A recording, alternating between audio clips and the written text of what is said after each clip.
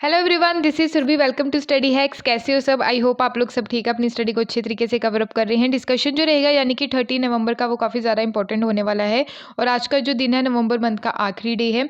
तो आने वाले टाइम में जो अभी न्यू मंथ आपको देखने को मिलेगा, जो दिसंबर मंथ है, तो मंथ में आप लोग अपने न्यू टारगेट सेट कीजिए और प्रॉपर एक टाइम टेबल आप लोगों का होना चाहिए क्लियर, ताकि अपने जो टारगेट सेट कर रखे उसे अचीव कर पाएँ। और साथ ही साथ जो आप लोग पढ़ रहे हैं उसकी रिवीजन जो है वो डेली कीजिए, ठीक है। सोने से पहले एक बार रिवाइज जरूर कीजिए जो भी आप लोगों ने पढ़ा है, क्लियर, क्योंकि आने वाले समय में आपको एग्ज़ाम्स जो हैं वो देखने को मिल रहे हैं। तो उसके लिए आपको मेहनत करनी है और साथ ही साथ आप लोग अपनी स्टडी पे फोकस कीजिए, ठीक है। तो आइए आज का डिस्कशन जो है वो हम लोग स्टार्ट करते हैं यहाँ पे। तो प्रोजेक्ट स्वदेश के बारे में यहाँ पे बात की जा रही है। प्रोजेक्ट स्वदेश आखिर है क्या? प्रोजेक्ट स्वदेश में क्या है? ये एक ऐसा प्रोजेक्ट सेटअप किया गया है, एक बड़े पैमाने पे ये ऐसा प्रोजेक्ट है, multi modal neuro imaging database है, जिसे विशेष रूप से भारतीय जो हमारी जनसंख्या है उनके लिए डिज़ाइन किया गया है। तो recently he department of biotechnology, national brain research centre, दोनों ये साथ मिलके, दोनों का जो यहाँ पे ज्वाइंट जो एग्रीमेंट रहा उसी के साथ मिलकर इन्होंने डेवलप किया है ये प्रोजेक्ट, जिसका नाम है स्वदेश फॉर मैनेजिंग न्यूरोलॉजिकल डिसऑर्डर। अब न्यूरोलॉजिकल डिसऑर्डर में आखिर कौन कौन से डिसऑर्डर्स आ जाते हैं उसके बारे में हम देख लेते हैं। ये सारे जितने भी आपको डिसऑर्डर्स के नाम दे रखे हैं ये सारे न्यूरोलॉजिकल डिसऑर्डर्स में आ जाते हैं। जैसे नर्व मसल्स में पेन होती है, ठीक है, नर्व सिस्टम में प्रॉब्लम आ जाती है। मल्टीपल जो डिसऑर्डर देखने को मिलते हैं बॉडी में, पार्किसन डिजीज़ इंपॉर्टेंट है, ये पहले भी न्यूज़ में था। पार्किसन डिजीज़ में होता क्या है, जैसे किसी पर्सन की एज हो जाती है, ठीक है, बुढ़ापे में क्या होता है, हाथ पैर कांपते हैं, ठीक है। आपने देखा होगा कई बार कि बुढ़ापे में जो लोग रहते हैं कई बार उनके हाथ कांपते हैं, ठीक है, जो उनकी गर्दन है वो मतलब कांपती है, ठीक है। तो ये सारी चीज़ें ये पार्किसन डिजीज़ में आ जाता है। Stroke, epilepsy, headache and facial pain, neurological infection जो है, head injury and tumour, spinal conditions जो है वो ख़राब हो जाती है बॉडी में, ठीक है, डायमीशिया जो है, और कंजेंशियल डिसऑर्डर्स है, ठीक है। तो ये सारे न्यूरोलॉजिकल डिसऑर्डर्स में आ जाते हैं, क्लियर। तो हाल ही में ही अभी ये डेवलप किया गया है, इसी का ही डाटाबेस इकट्ठा करने के लिए प्रोजेक्ट स्वदेश जो है। इससे क्या होगा कि ये जो डाटा यहाँ पे क्या किया जाएगा, डाटा बैकअप प्रदान करेगा ये प्रोजेक्ट स्वदेश जो है। ये फर्स्ट ऐसा लार्ज स्केल का multi modal neuro imaging database है, ठीक है। स्पेसिफिकली किसके लिए ये डिज़ाइन किया गया है? इंडियन पॉपुलेशन के लिए। स्पोर्ट यानी कि किस बेस पे किसकी सपोर्ट से ये सारी चीज़ें जो है डिज़ाइन की गई है? जावा बेस जो है, work flow environment and Python. अब ये क्या है? जावा बेस एंड पाइथन है, ये बोथ जो है कंप्यूटर प्रोग्रामिंग लैंग्वेजेस हैं, ठीक है। तो ये बैक्ड करेगा, डेडिकेट करेगा जो स्टोरेज सिस्टम होगा, ठीक है, प्रोवाइड करवाता है ये quality control, data analysis, report and data backups, ठीक है। तो आई होप आपको ये क्लियर हुआ होगा।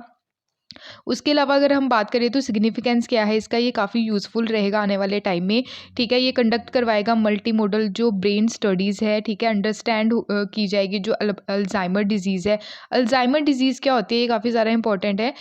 किसी व्यक्ति को भूलने की बीमारी होगी है, ठीक है, तो क्या ये किस में आ जाता है? अल्जाइमर में आ जाता है, ठीक है।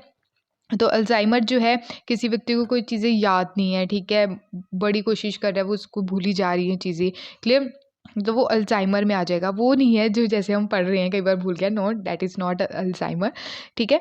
मतलब याददाश्त खो जाना, ठीक है, तो वो अल्जाइमर में आ जाता है। ये होता है ब्रेन डिसऑर्डर की कैटेगरी में आ जाता है। यहाँ पे आप देखिए कि इसके रिस्क फैक्टर क्या है अल्जाइमर डिजीज़ के, ठीक है।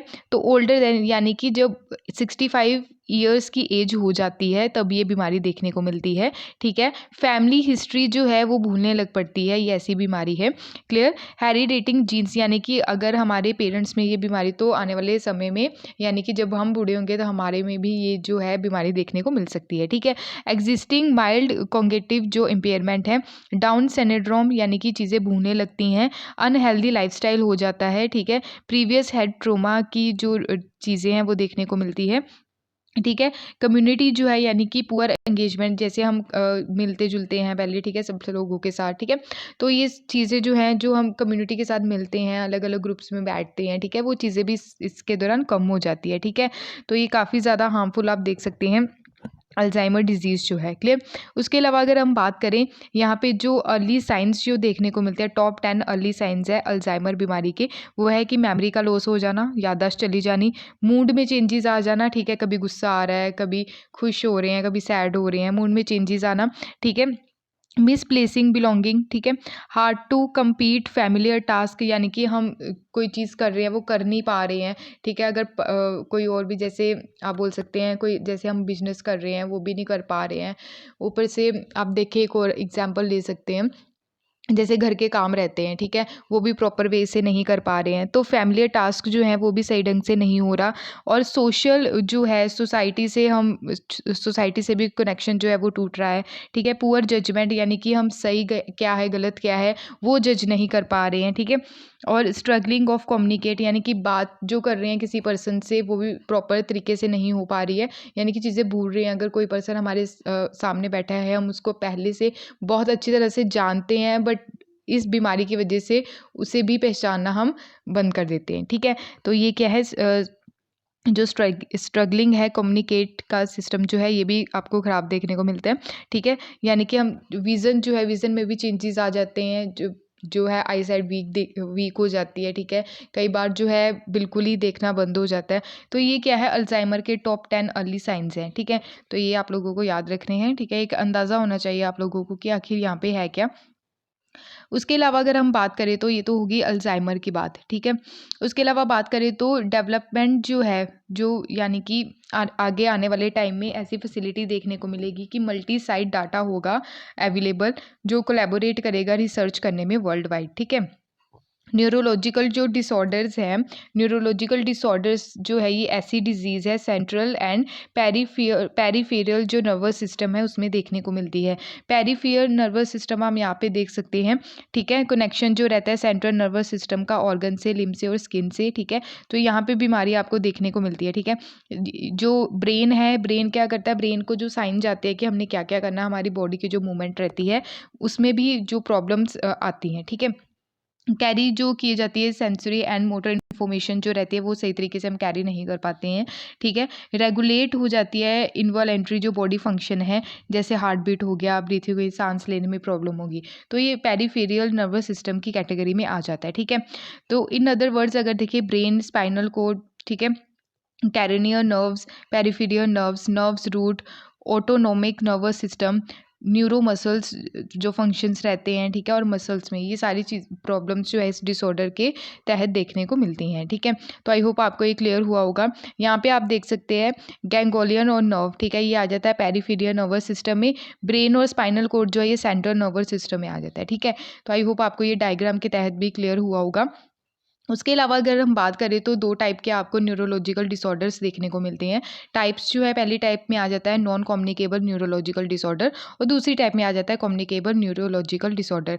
अगर नॉन कम्युनिकेबल न्यूरोलॉजिकल डिसऑर्डर की बात करें तो स्ट्रोक, हेडेक डिसऑर्डर, एपिलेप्सी, ठीक है, अल्जाइमर डिजीज़ हो गया, अदर डेमेंशियाज़ हो गए, ठीक है, brain, central nervous system cancer हो गया, पार्किंसन डिजीज़ मैंने आपको बताया ना, जो शरीर कांपता रहता है, बॉडी जो है वो कांपती रहती है। तो मल्टीपल सेंसरीज मोटर न्यूरो जो है डिजीज़ और अदर न्यूरोलॉजिकल डिसऑर्डर, तो ये नॉन कम्युनिकेबल न्यूरोलॉजिकल डिसऑर्डर में आ जाता है। वैसे ये नॉन कम्युनिकेबल जैसे कैंसर हो गया, ठीक है। कम्युनिकेबल क्या हो गया, इंसेफेलाइटिस, ठीक है। जापानीज इंसेफेलाइटिस सिंड्रोम हमने देखा था ना, जो ब्रेन जो रहता है, ठीक है, ये कम्युनिकेबल डिजीज़ में आ जाता है, क्लियर। टेटानस ये भी कम्युनिकेबल न्यूरोलॉजिकल डिसऑर्डर में ही आ जाता है। तो ये 2 टाइप्स की रहती है न्यूरोलॉजिकल डिसऑर्डर, ये आप लोगों को याद रखनी है। उसके अलावा अगर बात करें इंजरी जो रिलेटेड है न्यूरोलॉजिकल डिसऑर्डर की, ट्रोमेटिक ब्रेन इंजरी जब हो जाती है, स्पाइनल कॉर्ड इंजरी हो जाती है। इंडियन सिनेरियो की अगर बात करें तो न्यूरोलॉजिकल डिसऑर्डर जो है इसके 10% ऐसे टोटल डिजीज़ बर्डन है हमारी इंडिया में, यानी कि ऐसे केसेस देखने को मिलते हैं, ठीक है। बर्डन जो है नॉन कम्युनिकेबल का स्पेशली वो काफ़ी ज़्यादा ग्रो अप हो रहा है हमारी कंट्री में। मेनली अगर देखिए एट्रीब्यूटेबल अगर बात करें तो एजिंग पॉपुलेशन में सबसे ज़्यादा देखने को मिलता है, यानी कि 65-70 ईयर्स के अगर जो पर्सनस है, ठीक है। तो कॉन्ट्रीब्यूशन अगर देखें नॉन कम्युनिकेबल न्यूरोलॉजिकल डिसऑर्डर का, total disability adjust 5 life year, ठीक है, यानी कि इसके तहत क्या हो सकती है, टोटल डिसेबल हो सकता है पर्सन अपनी पूरी लाइफ पीरियड के लिए, ठीक है। तो इंडिया में जो है डबल है, फ्रॉम 4% 1990 में था, बट 2019 में 8.2% आपको नॉन कम्युनिकेबल न्यूरोलॉजिकल डिसऑर्डर के केसेस देखने को मिले, यानी कि 1990 से 2019 तक ये डबल हो चुके हैं केसेस। कंट्रीब्यूशन अगर बात करें इंजरी रिलेटेड न्यूरोलॉजिकल डिसऑर्डर की, ये इंक्रीज़ हुई है, 0.2% थी पहले, अब जो है 0.6% है, ठीक है। तो ये था रिलेटेड टू प्रोजेक्ट स्वदेश। तो ये आप लोगों को माइंड में एकदम सेट होना चाहिए कि प्रोजेक्ट स्वदेश आखिर किससे रिलेटेड है। एक और चीज़ आपको बता दूं कि दुनिया भर के जो रिसर्चर्स हैं इमेजिंग आधारित बायो जो मेकर है उसका विशेषण करेंगे इसी के तहत, प्रोजेक्ट जो है स्वदेश के तहत। ठीक है, स्वदेश जो है ये लॉन्च कब किया गया? 19 नवंबर 2021 में लॉन्च किया गया। ठीक है, जो रिसर्च इंस्टीट्यूट के जो मिनिस्टर हैं हमारे जो मंत्री हैं डॉक्टर जितेंद्र सिंह के द्वारा। ठीक है, तो आई होप आपको ये सारी चीज़ें क्लियर हुई होंगी। तो जो मैंने अभी बोला उसको नोट डाउन कर लीजिएगा। नेक्स्ट यहाँ पे बात की जा रही है नेशनल कैडेट कॉर्प्स की, एनसीसी जिसको हम बोलते हैं। ठीक है, तो ये स्कूल लेवल पे, कॉलेज लेवल पे आपको देखने को मिलती है। ठीक है, तो रिसेंटली ही अभी 73rd एनिवर्सरी इसकी सेलिब्रेट की गई है एनसीसी की, जिसको हम नेशनल कैडेट कॉर्प्स बोलते हैं। अगस्त 2020 में मिनिस्ट्री ऑफ डिफेंस के द्वारा अप्रूव किया गया था प्रपोजल कि हम एक्सपैंड करेंगे एनसीसी को बॉर्डर एंड कोस्टल डिस्ट्रिक्ट में। मार्च 2021 को केरला हाई कोर्ट के द्वारा ऑर्डर दिया गया था सेंट्रल गवर्नमेंट को कि अमेंडमेंट करें नेशनल कैडेट कॉप एक्ट 1948 में, ताकि जो एक्सक्लूड किए गए हैं ट्रांसजेंडर पर्सन, ठीक है, उनकी ज्वाइनिंग हो एनसीसी में। ठीक है, यानी कि ट्रांसजेंडर कम्युनिटी को भी मौका मिलना चाहिए एनसीसी में पार्ट लेने का। ठीक है, तो एनसीसी जो है ये फाउंड कब की गई? 1948 में की गई। रिकमेंडेशन किसकी थी? इंपॉर्टेंट है, एच.एन. खुंजरो की। ठीक है, तो एच.एन. खुंजरो कमेटी जो है 1946 में बिठाई गई थी, तो इनके द्वारा रिकमेंड किया गया था कि एनसीसी एक क्या होनी चाहिए, एक पूरा ग्रुप होना चाहिए एनसीसी का, जहाँ पे जो बच्चे हैं वहाँ पे पार्टिसिपेट कर सके। ठीक है, तो ब्रिटिश एरा से ये सारी चीज़ें देखने को मिल रही है, क्योंकि यूथ जो था लाइक जैसे यूनिवर्सिटी कॉप्स हो गया, यूनिवर्सिटी ऑफिसर ट्रेनिंग कॉप्स हो गया। ठीक है, तो इसके तहत ही ये सारी चीज़ें इस्टेब्लिश की गई। हिस्ट्री की अगर हम बात करें तो यूनिवर्सिटी कॉप जो है ये क्रिएट किया गया अंडर इंडियन डिफेंस एक्ट 1917 के अंडर। ऑब्जेक्टिव क्या था कि इंडियन आर्मी में जो पर्सनल थे, जो सिपाही थे, उनकी कमी देखने को मिल रही थी, तो इसीलिए ये जो है एनसीसी जो है इसको क्रिएट किया गया, जिसको पहले बोला जाता था यूनिवर्सिटी कॉप। ठीक है, एनसीसी जो है इसको एक्सपैंड किया गया लेटर, यानी कि गर्ल्स भी इसमें भाग ले सकती है। तो गर्ल्स डिवीज़न कब हुआ? 1949 में। तो प्रोवाइड करवाने के लिए कि गर्ल्स को भी इक्वल अपॉर्चुनिटी मिलनी चाहिए। ठीक है, कंट्री को सर्व करने के लिए, कंट्री को डिफेंड करने के लिए। तो करंटली अगर देखिए तो आर्मी, नेवी, एयरफोर्स विंग्स जो है अराउंड 14 लाख कैडेट जो है यहाँ पे पार्टिसिपेट करते हैं। ठीक है, तो 14 लाख कैडेट्स के द्वारा यहाँ पे जो है ज्वाइन किया गया। एनसीसी जो है ये लार्जेस्ट यूनिफॉर्म यूथ ऑर्गेनाइजेशन है वर्ल्ड की अगर बात करें तो। एनरोल किया जाता है specially high school, college level पे। ठीक है, तो अवार्ड सर्टिफिकेट भी दिया जाता है जो बच्चे यहाँ पे पार्टिसिपेट करते हैं। तो वेरियस ट्रेनिंग कैंप जो है, एडवेंचर एक्टिविटीज़ करवाई जाती है, मिलिट्री ट्रेनिंग कैंप जो है वो ऑर्गेनाइज करवाए जाते हैं। ठीक है, एनसीसी में ट्रेनिंग दी जाती है इसके तहत। एनसीसी जो है ये कौन सी मिनिस्ट्री के अंडर आती है, ये इंपॉर्टेंट है, मिनिस्ट्री ऑफ डिफेंस के अंडर आती है। डायरेक्टर जनरल जो हैं वो हेड करते हैं 3 स्टार मिलिट्री रैंक जिनका है। ठीक है, तो आपका होमवर्क है आज के टाइम में एनसीसी के डायरेक्टर जनरल कौन है, बताइएगा कमेंट बॉक्स में, इसका आंसर दीजिएगा। सिग्निफिकेंस की अगर बात करें तो एनसीसी जो है ये काफ़ी ज़्यादा इंपॉर्टेंट रोल प्ले करती है और किया भी है पास्ट ईयर्स में। ठीक है, स्पेशली जब पैंडेमिक की सिचुएशन थी, तो ड्यूरिंग पैंडेमिक जो है 60,000 एनसीसी जो कैडेट्स थे उनके द्वारा वॉलेंट्री रिलीफ वर्क किया गया, कोऑर्डिनेट किया गया डिस्ट्रिक्ट और स्टेट अथॉरिटीज़ के साथ अक्रॉस द इंडिया। ठीक है, कंट्रीब्यूट किया गया कैडेट्स के द्वारा वेरियस इनिशिएटिव में। एक्सरसाइज योगदान या कि योगा में पार्टिसिपेट करे ज़्यादा से ज़्यादा इनके द्वारा एक जो है कैंपेन चलाया गया क्लियर पैंडेमिक के दौरान, और साथ ही साथ स्वच्छ अभियान में पार्टिसिपेट किया गया, मेगा पोल्यूशन जो पखवाड़ा है। ठीक है, इंपॉर्टेंट रोल इनके द्वारा प्ले किया गया स्पेशली अवेयरनेस फैलाने के लिए। गवर्नमेंट के जो इनिशिएटिव्स है जैसे डिजिटल लिटरेसी हो गया, इंटरनेशनल योगा डे पे प्लांटेशन। ठीक है, यहाँ पे भी आप देख सकते हैं इस पिक्चर में पैंडेमिक की ड्यूरेशन में इनके द्वारा मास्क जो है वो बनाए गए। ठीक है, तो कैसे अपनी हेल्थ को सही तरीके से कवर अप करना है साइकिलिंग के तहत। ठीक है, तो यहाँ पे भी जो है पैंडेमिक के दौरान इनके द्वारा जो है लोगों की मदद की गई। यहाँ पे प्लांटेशन जो है वो लगाई गई इन्वायरमेंट को बचाने के लिए। ठीक है, तो ये सारे जो इनिशिएटिव इनके द्वारा लगाए गए, ठीक है, इनके द्वारा जो इनिशिएटिव्स लिए गए वो काफ़ी ज़्यादा सराहनीय है। ठीक है, नेक्स्ट यहाँ पे बात की जा रही है 9th BRICS science and technology जो मिनिस्ट्री मीट हुई है, अभी मीटिंग देखने को मिली है। तो रिसेंटली ही इंडिया के जो मिनिस्टर है फॉर साइंस एंड टेक्नोलॉजी, इनके द्वारा चेयर किया गया 9th ब्रिक्स समिट जो अभी हुई साइंस एंड टेक्नोलॉजी को लेके। तो पहले जो है यानी कि कुछ टाइम पहले ही प्राइम मिनिस्टर जी के द्वारा चेयर किया गया एनुअल समिट जो थी ब्रिक्स, ठीक है, तो वर्चुअली हेल्ड हुई थी। 2021 जो है ये इंपॉर्टेंट लैंडमार्क ईयर है ब्रिक्स कॉरपोरेशन का, क्योंकि 15 ईयर्स इसको कंप्लीट हो रहे हैं, ठीक है। मेंबर कंट्रीज जो है राइटफुल प्लेस पे है आज के टाइम में। ब्रिक्स जो है, ब्रिक्स में कौन कौन सी कंट्री आ जाती है, पहले बात तो ये है, Brazil, Russia, India, China and south Africa, ठीक है। तो ग्लोबल इनोवेशन जो है उस पे भी फोकस किया जा रहा है इसके चलते, और इसी के साथ ग्लोबल इनोवेशन इंडेक्स में हमारी जो रैंक रही है वो 46 रही है, चाइना की 12 रही है, रशिया की 45 रही है, ब्राज़ील की 57 एंड साउथ अफ्रीका की 61, ठीक है। तो ये ग्लोबल इनोवेशन इंडेक्स जो है किसके द्वारा रिलीज़ किया जाता है, ये आपका होमवर्क है, प्लीज़ इसका आंसर कमेंट बॉक्स में ज़रूर दीजिएगा। BRICS innovation corporation plan action की अगर बात करें, ये प्लान सेटअप किया गया है 2021 से 2024 तक, क्लियर। तो इनोवेशन की फील्ड में हम लोगों को काम करना है, स्पेशली इसके ऊपर फोकस किया गया है, ठीक है। तो ब्रिक्स जो है, ब्रिक्स मेंबर कंट्रीज जो है, तो इनके द्वारा अभी एग्रीमेंट भी साइन किया गया है साइंस टेक्नोलॉजी एंड इनोवेशन को लेके। तो ब्रिक्स जो है इनोवेशन कॉर्पोरेशन एक्शन प्लान 2021-24 तक का टारगेट सेट किया गया है, प्रपोज किया गया इंडिया के द्वारा ड्यूरिंग 12th मीटिंग जो थी grouping science and technology steering committee की। फैसिलिटी प्रोवाइड करवाई जाएगी आने वाले टाइम में, जो एक्सपीरियंसेस है अलग अलग कंट्री के वो शेयर किए जाएंगे इनोवेशन इकोसिस्टम की फील्ड में, networking of innovators and entrepreneurship की फील्ड में, ठीक है। ब्रिक्स के बारे में हम जान लेते हैं कि ब्रिक्स का जो गठन हुआ कब हुआ।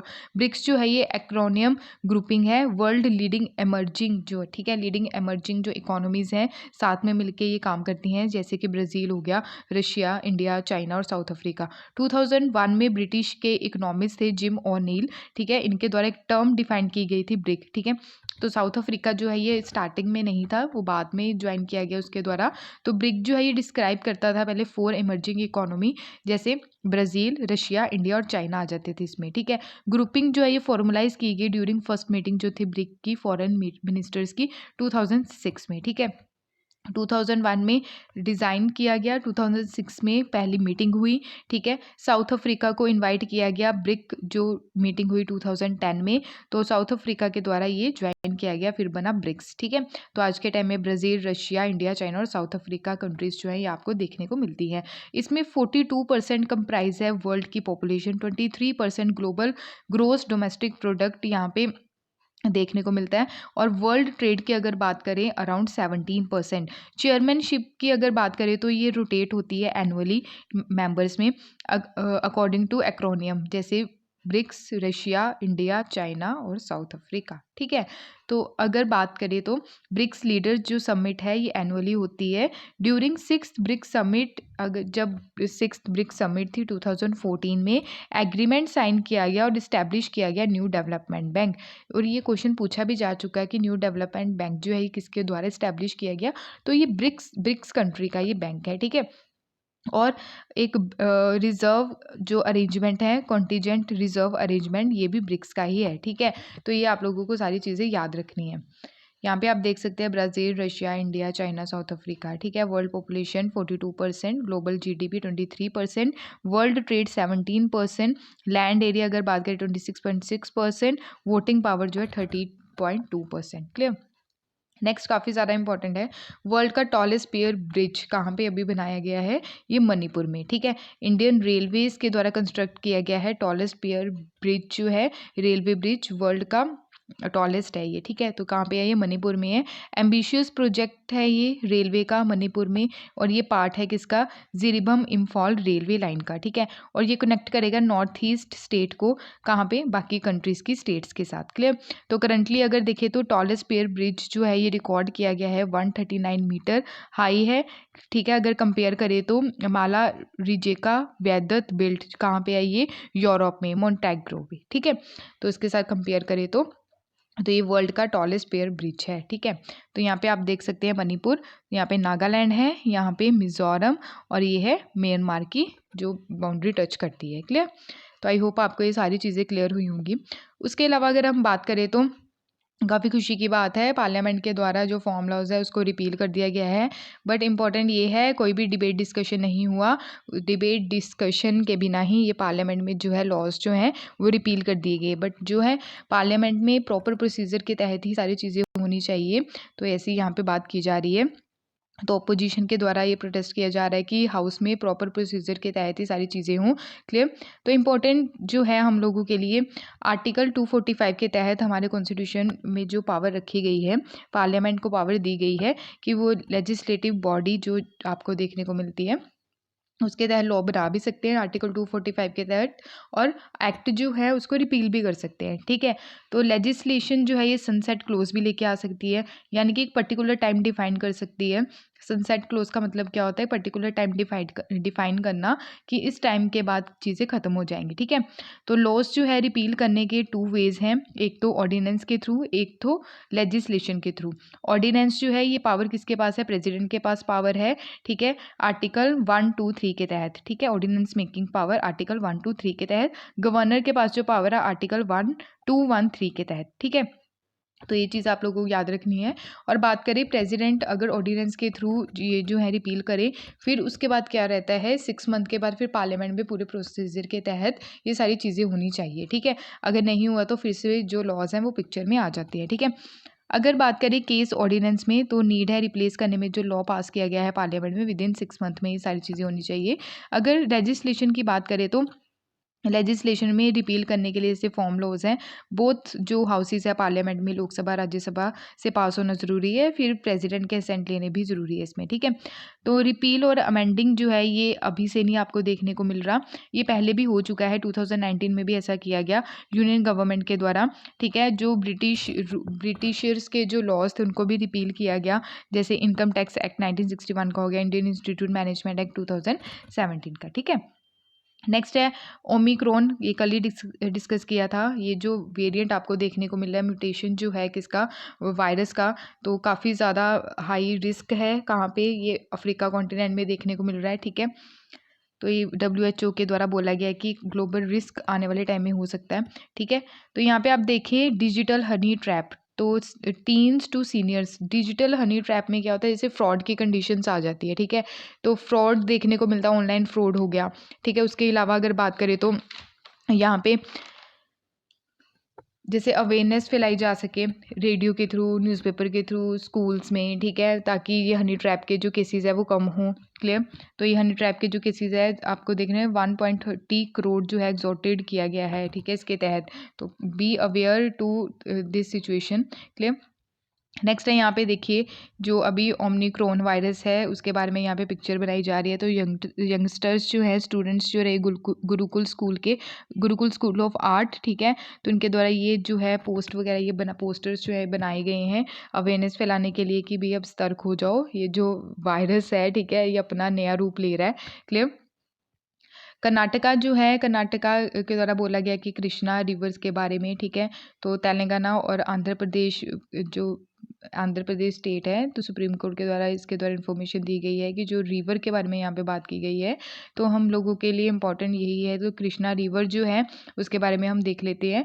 तो विजयवाड़ा में ये सारी चीज़ें, वो महाबलेश्वर से ये ओरिजिनेट होती है, बे ऑफ बंगाल में ये क्या करती है, ड्रेनेज सिस्टम इसका देखने को मिलता है। यहाँ पे देखिए महाबलेश्वर। ठीक है? इसकी जो ट्रिब्यूटरी सिस्टम है ये इंपॉर्टेंट है। ठीक है?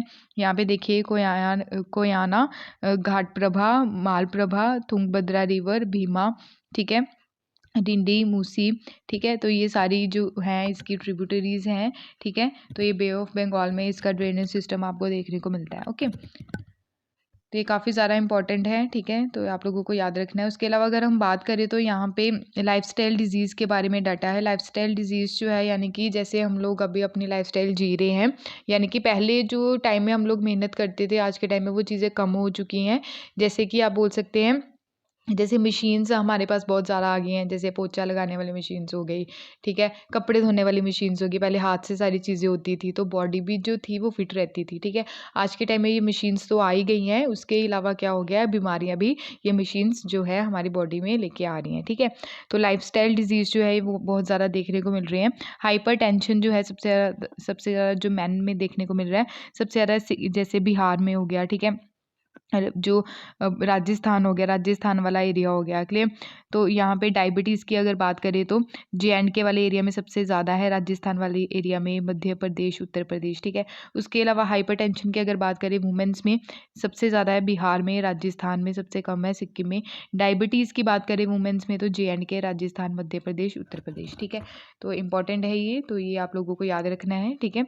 तो आज के टाइम में जैसे जितने भी रिसोर्सेज होंगे हमारे पास, लाइफ जो है उतनी पैसिव होगी, ठीक है। साउथ इंडिया जो है वो सफ़र कर रही है सबसे ज़्यादा लाइफ डिसीज़ को लेके, लाइफस्टाइल डिजीज़ को लेके।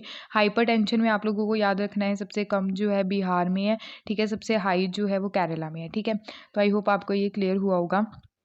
उसके अलावा अगर हम बात करें तो ये इम्पॉर्टेंट है, ट्विटर के जो सीईओ हैं अभी न्यू आए हैं, ठीक है। इंडियन ओरिजिन के हैं, पराग अग्रवाल, ठीक है। तो रिप्लेस किया है इन्होंने डॉर्सी को, क्लियर।